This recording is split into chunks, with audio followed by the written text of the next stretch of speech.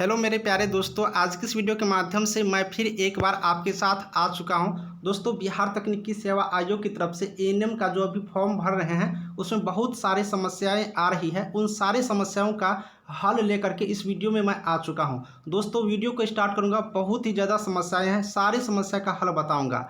और वीडियो को जैसे ही आगे करूंगा तो मैं एक छोटा सा रिक्वेस्ट करूंगा कि मेरा एक नया यूट्यूब चैनल खुल गया है, इन्फो विद सीके चैनल का नाम है। इस चैनल का लिंक दोस्तों डिस्क्रिप्शन में है, आप लोग इस चैनल को सब्सक्राइब करें। इस चैनल पर मैं मोटिवेशनल वीडियो डालता हूँ। ठीक है दोस्तों, मोटिवेशनल वीडियो डालता हूँ और इसमें मैं जो कार्य कर रहा हूँ वो मेरा है कि व्यक्ति का लाइफ कैसे चेंज हो, वो अपने बेरोजगारी को खुद से कैसे दूर करें, पढ़ाई कैसे करें तो उससे सफलता मिलेगा, यानी कि लाइफ चेंजिंग वीडियो मैं बनाता हूँ इस चैनल के माध्यम से। दोस्तों, मैं आपके लिए इतना मेहनत करता हूँ तो मुझे इस चैनल को सपोर्ट दीजिए। सारे मेरे दोस्त भाई बहन जो भी हो, जो भी इस वीडियो को देख रहे हो, सारे लोग ये वीडियो आप लोग सब्सक्राइब कर लीजिए चैनल को। लिंक डिस्क्रिप्शन में है, लिंक डिस्क्रिप्शन में है। अगर आप लोग मुझे हेल्प करते हैं तो हम आपके लिए हमेशा तैयार हैं। और अभी मैं जो समस्याएं बताने जा रहा हूं बिल्कुल आपके सपोर्टिंग समस्या हैं, तो मैं आप लोगों से उम्मीद रखता हूं कि आप मुझे हेल्प करेंगे। और ये जो लाइफ चेंजिंग मैं वीडियो बनाऊंगा वो आप लोगों के लिए बहुत ही ज़्यादा हेल्पफुल रहेगा, जिससे आपकी लाइफ के हर समस्याओं का आपको मैं निदान यहाँ पर बता पाऊंगा इस चैनल के माध्यम से। तो चलिए, मैं ज़्यादा टाइम नहीं लूँगा, बस सब्सक्राइब करिएगा। लिंक डिस्क्रिप्शन में है, इन्फो विद सीके चैनल का नाम है। और आपको मैं आज इस वीडियो में समस्याओं का सोल्व करते हैं। दोस्तों, जैसे कि हमने आपका कमेंट पढ़ा है सारे वीडियो में, और कमेंट पढ़ने के बाद हमने एक निष्कर्ष निकाला है कि आपके सारे प्रॉब्लम का एक आंसर दे दूं। तो आप में जो मेन कमेंट था, मेन जो समस्याएं आ रही है, उन समस्याओं को हम यहां पर सोल्व करने के लिए आपके सारे पॉइंट को कवर किए हैं। तो बिल्कुल अंत तक इस वीडियो को देखिएगा, जिससे कि आपकी समस्याएं पूरा यहाँ पर समाप्त हो सके। सबसे पहले यहाँ पर बीटीएससी एएनएम प्रॉब्लम ही लिख दिया हूँ। और पहला प्रॉब्लम है, फॉर्म भरने में मार्क्स कैसे भरे। ये क्वेश्चन को समझिएगा, यहाँ पर ये बहुत बड़ी यहाँ पर समस्याएं हैं। फॉर्म भरने में मार्क्स कैसे भरे, यानी कि दोस्तों आप लोग को मार्क्स भरना है। मार्क्स आपको दो ठो है, एक है फर्स्ट ईयर का, गौर से समझिएगा, और एक है सेकेंड ईयर का। गौर से समझिएगा दोनों पॉइंट को, एक है फर्स्ट ईयर का और एक है सेकेंड ईयर का। अब यहाँ पर कन्फ्यूजन है सारे कैंडिडेट कि मैं फर्स्ट ईयर का मार्क डालूँ या सेकेंड ईयर का मार्क डालूँ या फिर दोनों को जोड़ करके मार्क डालूँ। तो मैं बता दूँ दोस्तों, ये जो मार्किंग का जो स्कीम है, फर्स्ट ईयर सेकेंड ईयर या फिर दोनों जोड़ के, इसके लिए आपको करना क्या होगा कि आपके अपने स्कूल से, आपको अपने बोर्ड से पता करना होगा।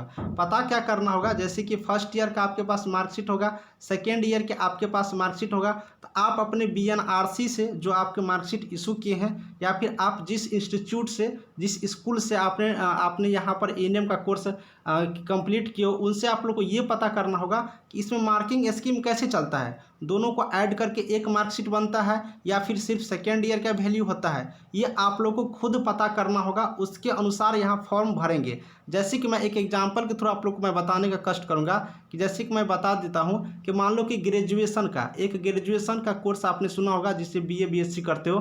ग्रेजुएशन का कोर्स जो बात करोगे तो उसमें 3 ईयर का यहाँ पर एग्जामिनेशन होता है। अब 3 ईयर का होता है तो 3 मार्कशीट होते हैं, लेकिन जब फाइनल होता है तो एक मार्कशीट पे सारे तीनों ईयर का एक मार्कशीट बना दिए जाते हैं, उस पर सारे मार्क ऐड कर दिए जाते हैं। तो मेन मार्कशीट यही हो जाता है और इसी मार्कशीट के अनुसार से सारे कार्य चलते हैं।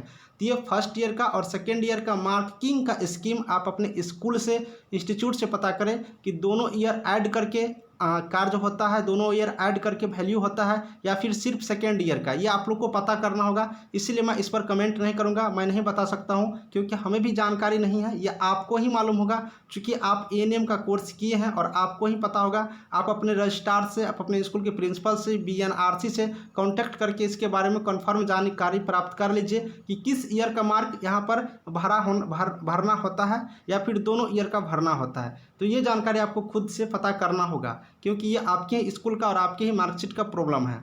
चलिए नेक्स्ट मैं सॉल्व करूंगा। सेकेंड ईयर का मार्क्स का ऑप्शन नहीं आता है, क्या करें। दोस्तों, यहाँ पर मैं बताऊं, सेकेंड ईयर का मार्क्स का ऑप्शन नहीं आता है। आप जो फॉर्म भरेंगे उसके सॉफ्टवेयर में सेकेंड ईयर का ऑप्शन तो आता है।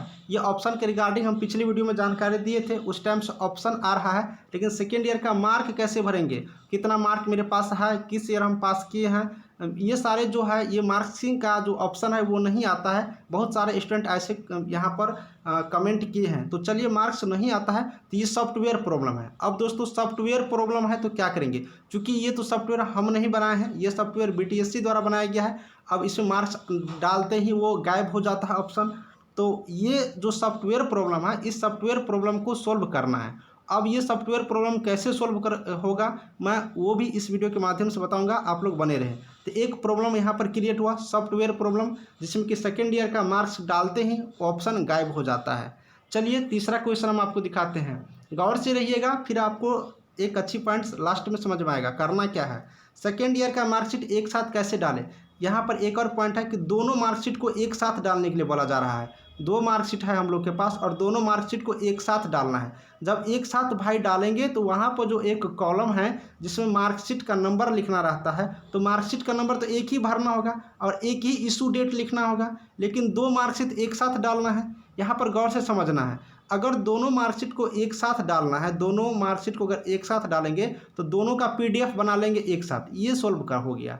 दोनों मार्कशीट का आराम से स्कैनिंग करके एक साथ PDF बना लेंगे, ये बन जाता है, ये आसानी से हो जाता है। लेकिन अब यहाँ पर दोनों मार्कशीट तो हो गया, लेकिन इसमें किस मार्कशीट का सीरियल नंबर वहाँ पर डालना है, तो सिर्फ सेकेंड ईयर का डालना है। याद रखिएगा सिर्फ सेकेंड ईयर का, चूँकि अगर आप सेकेंड ईयर का डाल देते हैं तो ये कन्फर्म हो जाता है कि स्टूडेंट फर्स्ट ईयर पास किए होंगे तो ही उसके पास सेकेंड ईयर का मार्कशीट यहाँ पर अवेलेबल है। तो इसलिए सेकेंड ईयर का डालेंगे मार्क का, वहाँ पर सेकेंड ईयर का मार्कशीट का सीरियल नंबर डाल देंगे, कौन इशू किया है वो डाल देंगे और किस दिन इशू हुआ, किस डेट में इशू हुआ वो डाल देंगे। लेकिन दोनों ईयर का मार्कशीट का PDF एक साथ बना करके डालेंगे, जिससे कि वहाँ पर BTSC को पता चल सके कि दोनों ईयर का मार्कशीट इसमें अटैच है और वो देख पाएंगे अच्छी तरीके से। तो इस तरह से आप लोग दोनों का PDF बना करके डालें और सेकेंड ईयर का मार्क्स वहाँ पर डाल देंगे, सीरियल नंबर और जो इशू किया है, इशू का जो डेट है वो सारा डाल देंगे। और चौथा प्रॉब्लम मैं कहूँगा कि गलती हो गया सुधार कैसे करें। दोस्तों मैं बताऊं कि BTSC के जो सॉफ्टवेयर है फॉर्म भरने का, उसमें बहुत सारे एरर है, इसके वजह से बहुत सारे लोगों को गलती भी हो गया है। और ये गलती किसी वजह से भी हो सकता है, क्योंकि फॉर्म भरने वाले से मिस्टेक होते ही रहता है, हर किसी से गलती होते हैं ऐसा नहीं है, सारे लोगों से गलती होते हैं। तो मैं कहूँगा कि अगर आपका गलती हो गया तो अभी फॉर्म भरने का प्रक्रिया शुरू ही है। अब एडिट करने के लिए जो ऑप्शन दिया है वो एडिट करने का ऑप्शन भी सही तरीके से कार्य नहीं कर रहे हैं। आज हम सुबह में चेक किए थे तो कार्य कर रहा था, लेकिन अब कार्य नहीं कर रहा है। अब ये एडिट करने का भी कार्य नहीं कर रहा है, इस स्थिति में ये टेक्निकल प्रॉब्लम हो गया। अब टेक्निकल प्रॉब्लम होगा तो इसको करना क्या है मैं इसके बारे में फिर बताऊंगा। दो टेक्निकल प्रॉब्लम हो गया, गलती कैसे हो गया उसको सुधार करना है। चूंकि ये मार्क्स बेसिस का वैकेंसीज है तो इसके गलती को अभी ही ठीक करना होगा, नहीं तो इसके आधार पर ही मेरिट बनेगा, तो बाद में दिक्कतें होगा। तो इस गलती को कैसे सुधार करेंगे, तो ये एडिट का ऑप्शन कार्य करता तो हम लोग उसको सही करके अपना सारा कार्य कर लेते, लेकिन टेक्निकल फॉल्ट के कारण यहाँ पर नहीं हो पा रहा है। तो ये एक प्रॉब्लम हो गया। तो दो प्रॉब्लम हो गया, सेकेंड ईयर का मार्क डालते ऑप्शन गायब और टेक्निकल फॉल्ट के कारण एडिट नहीं हो रहा है। इस दोनों प्रॉब्लम को हम लोग याद रखेंगे। एक और यहाँ पर समस्या है, एज 18 क्यों नहीं दिया गया। दोस्तों सारे फॉर्म देखे होंगे जो कि डिप्लोमा लेवल का, अभी तक हमने भी जो भी फॉर्म देखा है अभी तक, BTSC भी बहुत सारे वैकेंसी निकाली हैं, उसमें मिनिमम एज 21 वर्ष नहीं, मिनिमम एज 18 वर्ष रहता है, लेकिन इस फॉर्म में 21 वर्ष रखा गया।